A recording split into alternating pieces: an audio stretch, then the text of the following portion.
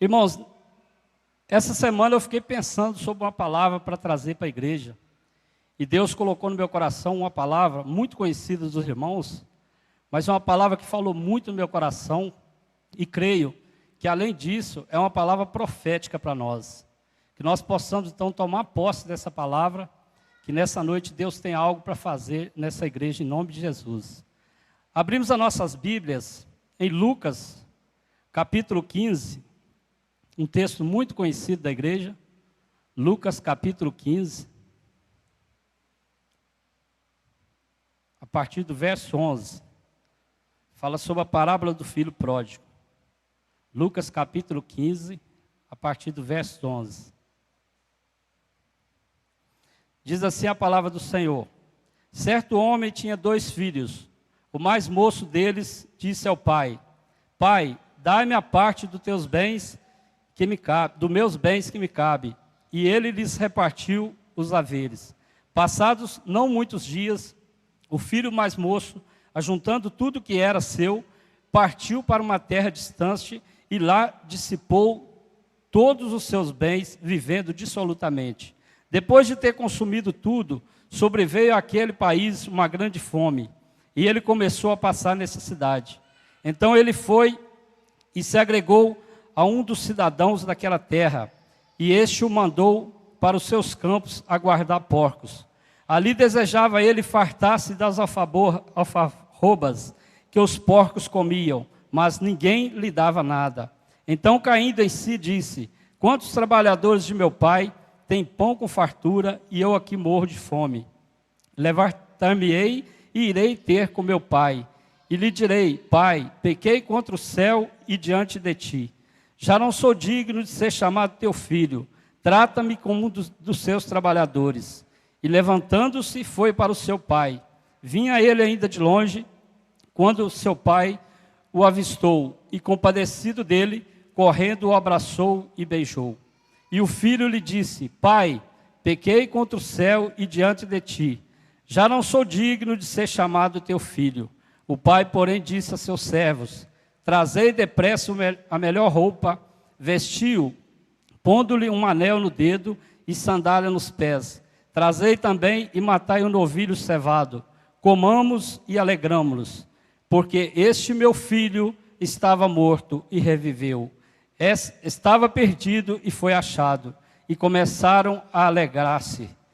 Ora, o filho mais velho estivera no campo, e quando voltava, ao aproximar-se da casa, ouviu a música e as danças. Chamou um dos criados e perguntou-lhe o que era aquilo. E ele informou: veio teu irmão, e teu pai mandou matar o novilho cevado, porque o recuperou com saúde. Ele se indignou e não queria entrar. Saindo, porém, o pai procurava conciliá-lo. Mas ele respondeu ao seu pai: há tantos anos que te sirvo, sem jamais transgredir uma ordem tua, e nunca me deste um cabrito sequer para alegrar-me com os meus amigos. Vindo, porém, este teu filho, que desperdiçou os teus bens com meretrizes, tu mandaste matar para ele o novilho cevado. Então lhe respondeu o pai: meu filho, tu sempre estás comigo, tudo o que é meu é teu. Entretanto, era preciso nos regozijássemos e nos alegrássemos, porque este teu irmão estava morto e reviveu, estava perdido e foi achado. Senhor Deus, nós te louvamos por essa palavra nessa noite, ó Pai. E te peço, Pai, que fala conosco, Senhor amado, através da tua palavra. Que teu Espírito Santo venha sobre essa igreja, ó Pai. Que teu Espírito Santo fale comigo também aqui nessa noite, ó Pai.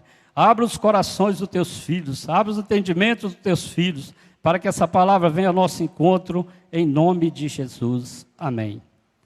Irmãos, talvez você esteja perguntando: por que falar tanto de família? E uma coisa que eu queria falar com os irmãos aqui dentro desse texto é sobre família. E o título que eu dei para essa pregação é Aprendendo sobre Família com o Pai do Filho Pródigo.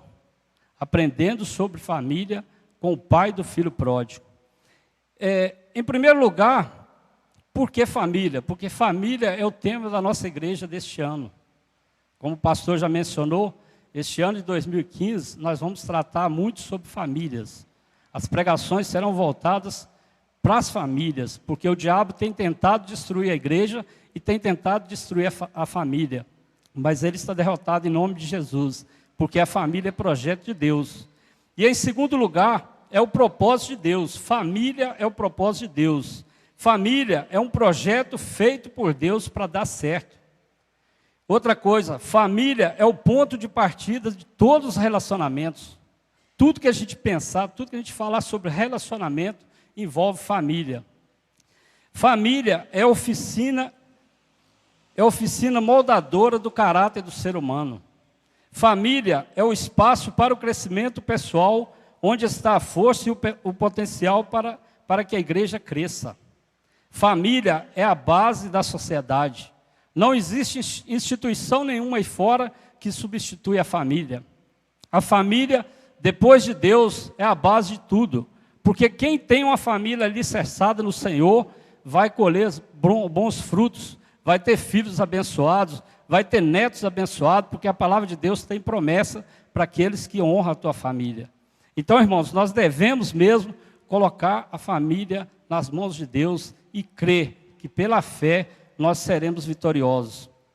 O crescimento da igreja será maior quando as famílias estiverem vivendo os ensinamentos de Cristo dentro do lar. Que não adianta nada você ir para a igreja, você ser um dizimista fiel, você participar do louvor aqui da igreja, você ser um instrumento aqui dentro da igreja, se lá dentro do seu lar você não tem paz, você não tem harmonia com a sua família.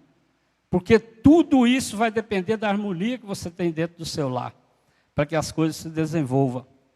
E nesse texto, sobre o filho pródigo, nos faz repensar sobre como anda a nossa família e como vencer em momentos de crise no lar, o qual este pai passou. Porque esse pai passou por uma grande tribulação, porque ele amava aqueles filhos, gostava daqueles filhos, e um daqueles filhos partiu e deixou aquele pai.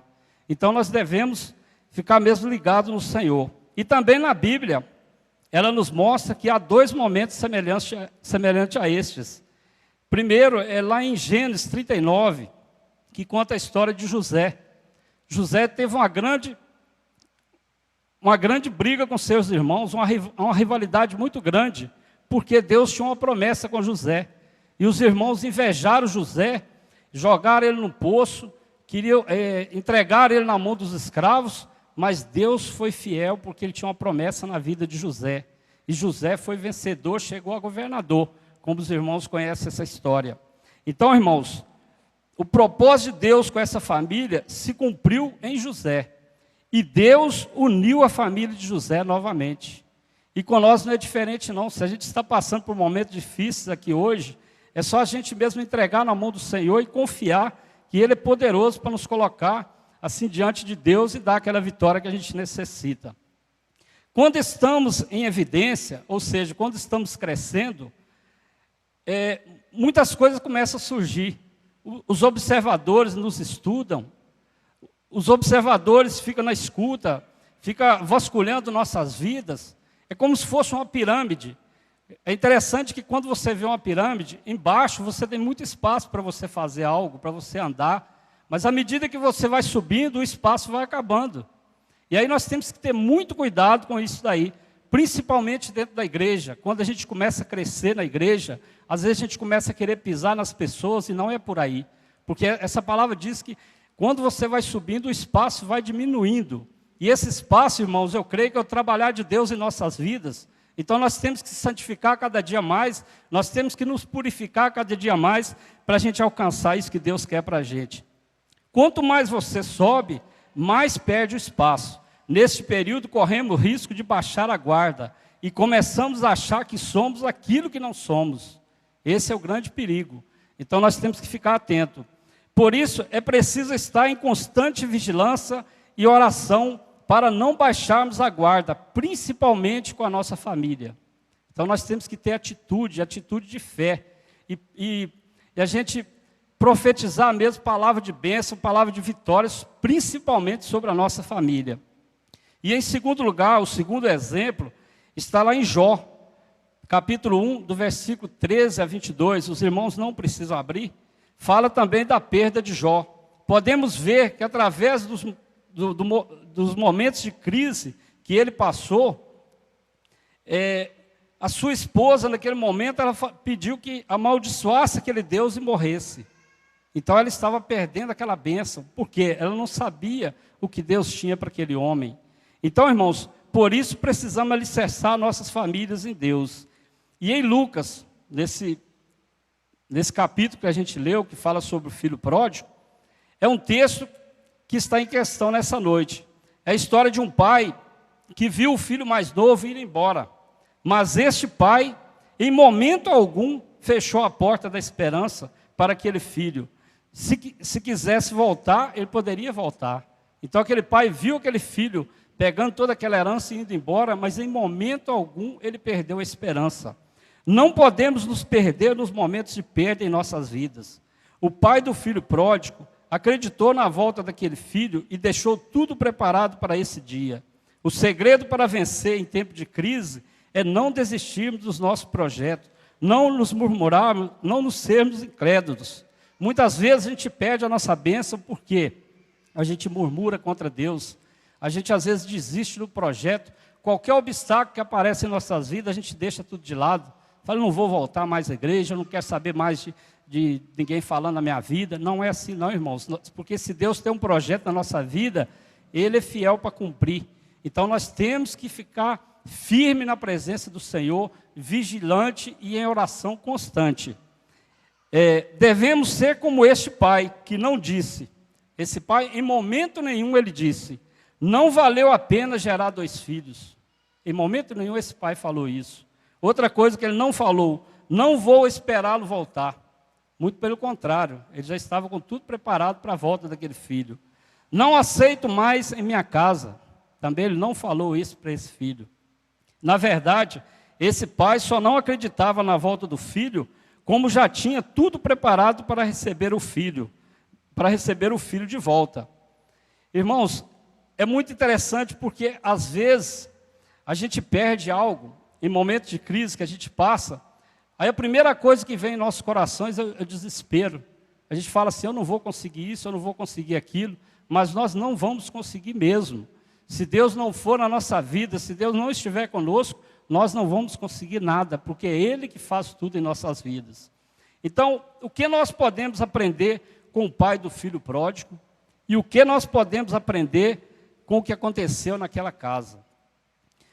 Em primeiro lugar, nós precisamos entender, nem tudo na família sai como nós planejamos. Nem tudo na família sai como nós planejamos. Falo por mim. Antes de conhecer a Jesus, eu tinha 2 filhos.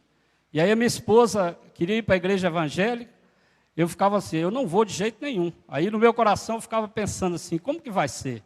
A Lívia vai com ela para a igreja evangélica, o Alexandre fica comigo na igreja católica. E aí, como que vai ser isso? Mas os nossos planos, eles são fracassados porque Deus já tem o plano dele para nossas vidas.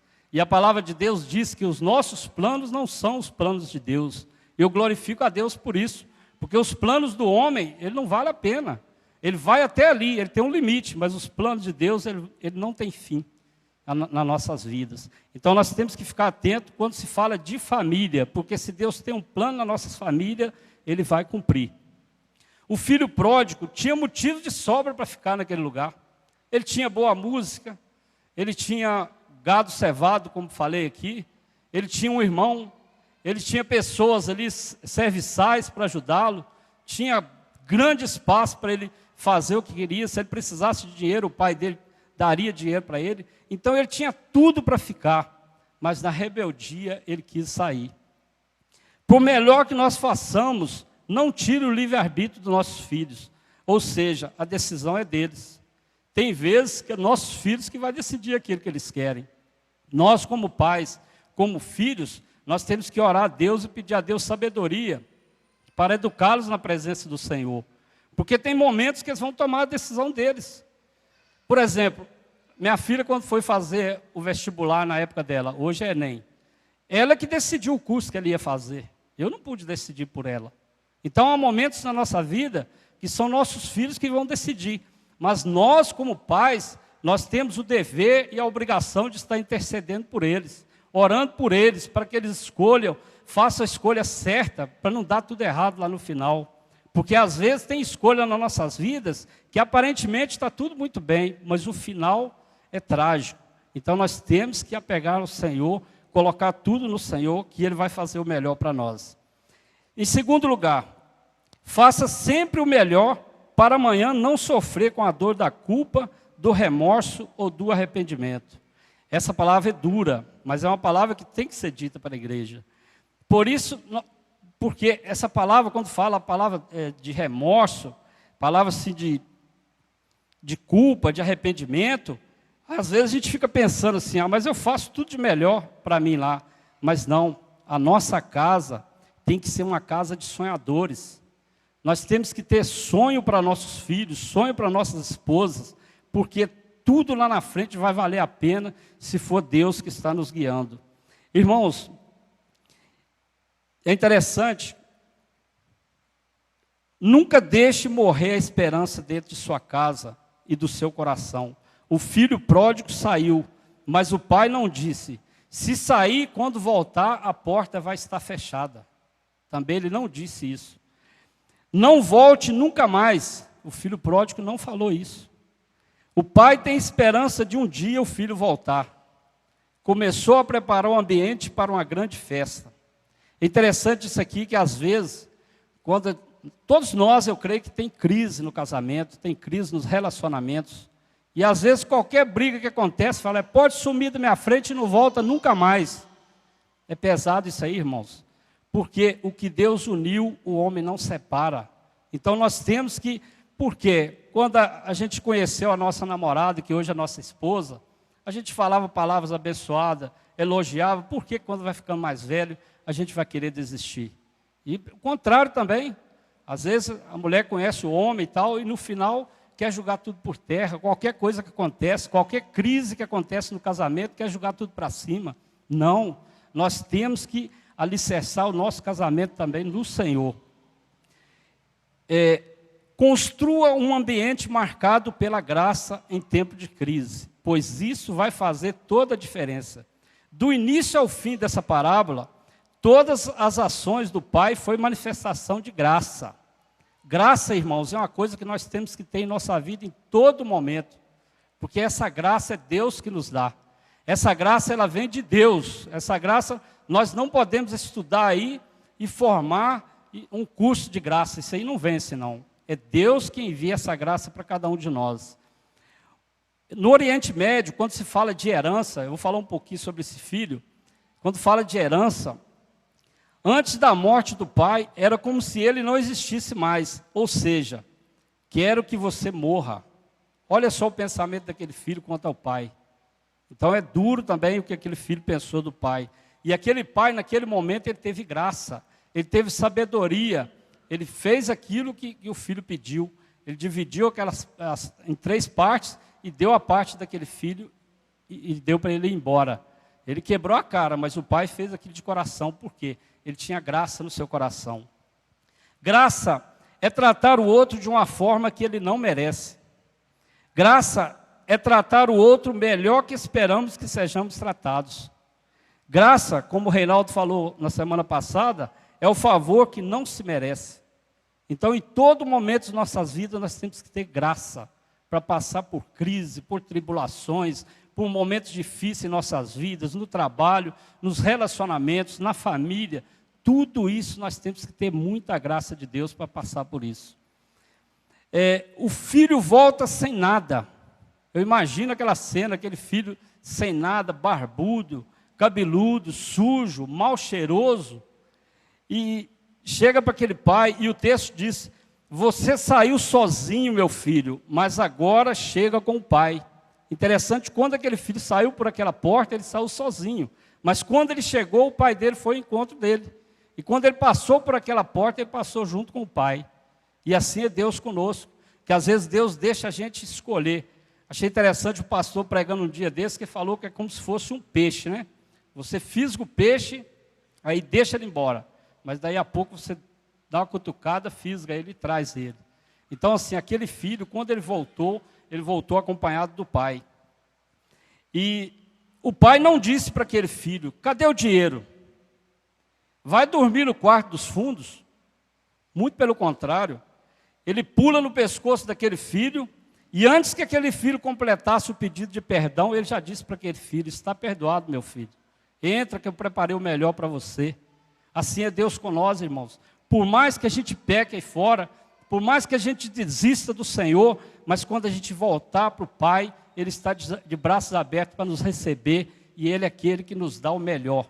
Ninguém aqui nessa terra faz por nós o que Deus faz. Amém? Tudo isso que aquele homem fez, por quê? É porque ele tinha graça no coração dele. Esses momentos, tudo que ele passou, essas dificuldades, assim, aquele filho falando: quero que você morra, tudo isso é graça que nós temos que ter em nossas vidas. Ele falando: traga o vestido novo, isso é graça. Coloca o anel no dedo do filho, isso também é graça. Mata o novilho cevado, é graça também. Então, irmãos, será que não é isto que está faltando em nossas casas? A graça de Deus? Muitas vezes acontece algo dentro do nosso lar, com os nossos filhos, com nossos pais. Será que não é a graça de Deus que está faltando no lar? Então, que nessa noite a igreja possa estar refletindo sobre isso. Quantas vezes aplicamos regras antes de relacionamentos? Muitas vezes a gente coloca regra para nossos filhos, mas a gente não tem relacionamento com eles. A gente não tem tempo para parar um pouquinho e conversar com eles. Como que foi a faculdade hoje? Como que foi o trabalho hoje? Como está seu relacionamento com a namorada ou com o namorado? A gente quer só falar: você tem que chegar a tantas horas, você não pode fazer isso, você não pode fazer aquilo. E editar regras sem relacionamento não vai surgir efeito. Porque seu filho nunca vai te respeitar. E é interessante que ao invés de seu filho sair, muitas vezes são os pais que mandam os filhos embora. Que às vezes o filho não quer trabalhar, não quer estudar, o pai às vezes não conhece o Senhor, aí ele não tem graça no coração dele, ele fala: some dessa casa que eu não vou tratar de você à toa aqui não. E é isso que acontece, irmãos, não fica assustado, porque aí fora tem muitas famílias passando por isso. Então nós temos que ficar atentos, nós temos que orar por essas famílias da cidade, para a gente ver o quanto Jesus é importante em nossas vidas, o quanto Deus nos conforta com a nossa família. Às vezes, valorizamos muito bens materiais. Às vezes a gente valoriza o carro, o cachorro e muitas outras coisas. Quanto falta graça, invertem as prioridades. Ao invés de sair para passear com a família, vai passear com o cachorro, ou então vai dar um brilho no carro lá e fica horas e horas dando um brilho no carro e esquece da família. Então nós não podemos inverter isso aí, mas quando falta a graça de Deus em nossas vidas, infelizmente a gente faz isso. Muitas vezes a gente tenta comprar os filhos com presente, ao invés de presença, porque o filho às vezes está precisando da presença e não de presentes, porque o presente vai alegrar o filho naquele momento, mas o buraco vai ficar no coração daquele filho que está precisando de uma palavra, está precisando de um conforto. Então nós temos que buscar isso no Senhor e pedir a Deus sabedoria para a gente saber educar nossos filhos na presença dEle. Quando falta graça, não somos capazes de ouvir o outro para ver o que ele está sentindo. É aquele ditado: é cada um por si e Deus para todos. Muitas vezes a gente pensa assim, irmãos, mas estamos errados. Nós que somos conhecedores da palavra de Deus, nós que estamos procurando viver essa palavra, levar esse evangelho aí fora, nós temos que ajudar as pessoas quando elas estão em dificuldades. A nossa meta aqui é essa, é ter uma família abençoada e distribuir por esse mundo afora aquilo que a gente está presenciando com Deus, aquilo que a gente está vivenciando diante de Deus, porque senão a gente passa a ser egoísta. Tudo é possível onde reina a graça.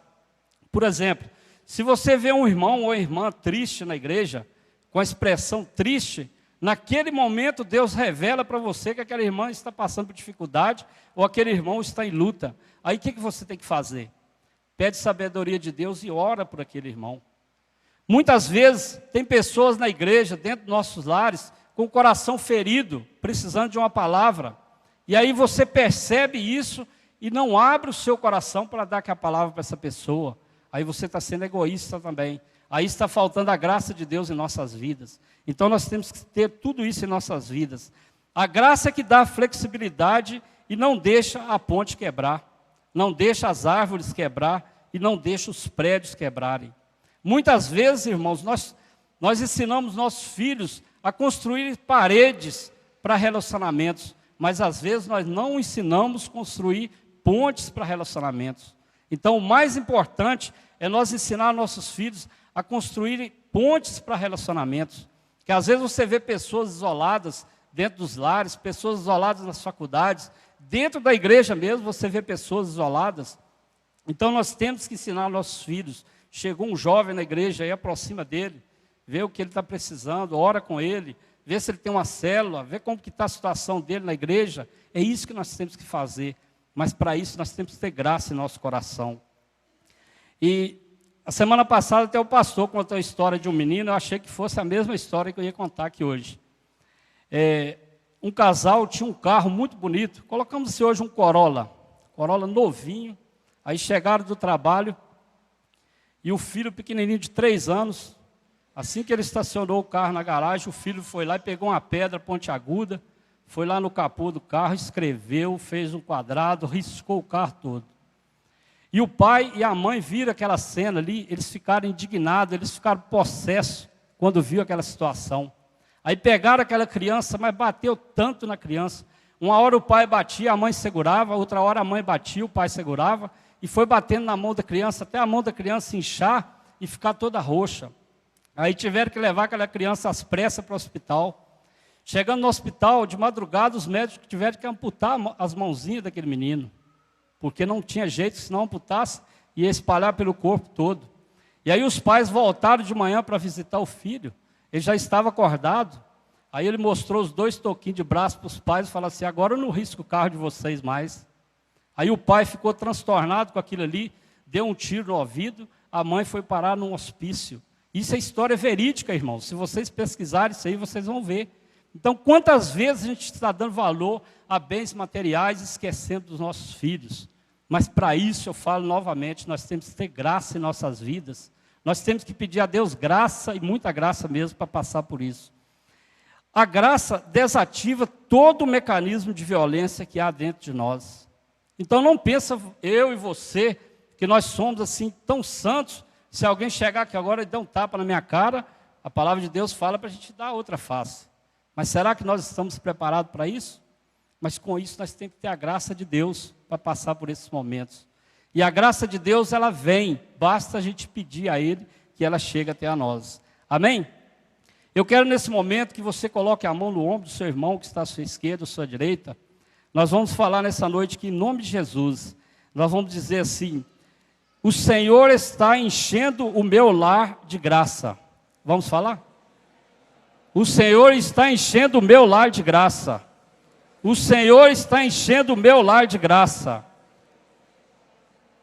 Amém, irmãos? Então é isso que nós precisamos dessa graça de Deus em nosso lar, nós precisamos dessa graça de Deus em nossos corações. Agora eu quero falar para vocês o que o filho pródigo diria para nós. Interessante que até agora eu falei do pai, agora eu quero falar do filho pródigo, o que ele diria para nós?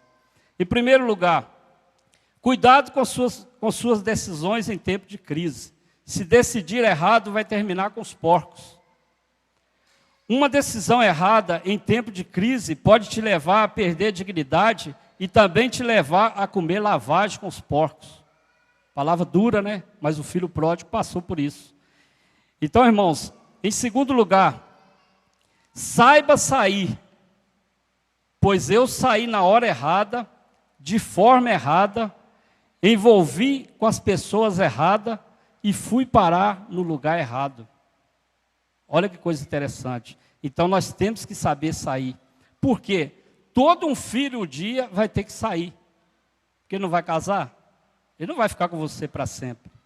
Então um dia seu filho vai ter que sair. Por quê? Casamento é permanente, mas filhos são temporários. E é interessante que a sua casa é um hotel e seu filho é um hóspede. ele come e bebe do melhor ali, você dá a mesada para ele, e o dia que ele vai sair da sua casa, ele não paga a conta e ainda quer receber uma festa ainda de casamento. Olha que coisa interessante. Então, assim, nós temos que tratar nossos filhos com sabedoria de Deus, educá-los com sabedoria, porque um dia ele vai sair. Interessante que fala para nós também que somos pais. Eu, como marido, a minha esposa, nós temos que cuidar um bem do outro, sabe por quê? Porque no final da história vai sobrar eu e ela. Os filhos vão embora, aí vai sobrar eu e ela. E vai sobrar você e sua esposa e você.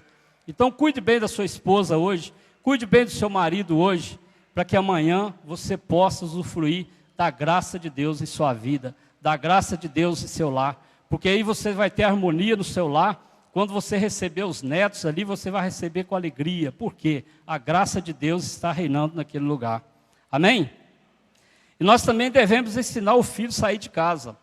Lá em Gênesis, não precisa ler, lá em Gênesis 24, 56 a 60, fala sobre isso. Fala sobre a história de Rebeca, que os pais delas o abençoaram para que ela saísse. Então, irmãos, não podemos sair pela janela de madrugada se rebelando contra os pais. Não saia do seu ministério como o filho pródigo saiu. Que às vezes você está no ministério de dança, você está no ministério da música, o que seja, qual ministério na igreja. Aí qualquer coisa que fala com você, você se rebela e saia dali. Então não saia do seu ministério como o filho pródigo saiu, porque as consequências podem ser pesadas. Não saia da igreja onde você está como o filho pródigo saiu. Não saia, moço e moça, de sua casa como o filho pródigo saiu. Então, irmãos, nós devemos também pedir graça ao Senhor para que a gente possa aprender, para que a gente possa ensinar os nossos filhos a sair de casa. Amém? E outra coisa que o filho pródigo nos diria: não deixe para dar valor à sua família quando estiver entre os porcos ou no inferno. Nós temos duas passagens que falam sobre isso. O rico da parábola, ele só lembrou da família quando estava lá no inferno. Que ele pediu a alguém que avisasse para os irmãos dele que não fosse para lá não, que o negócio lá era feio. E o filho pródigo, só depois que estava no meio dos porcos e acabou tudo, que ele lembrou do seu pai, lembrou da sua família. Então nós não devemos esperar esse momento chegar em nossas vidas, para que a gente defina, aceitar essa graça em nossos corações e colocar Deus em primeiro lugar em nossas vidas. Outra coisa que ele diria, que ele disse, né? Nunca é tarde para se arrepender e dizer: levantar-me-ei e irei para o meu pai e dir-lhe-ei, o Senhor está certo, me dê uma chance e eu te ouvirei para sempre. Eu ficarei contigo para sempre. Por quê?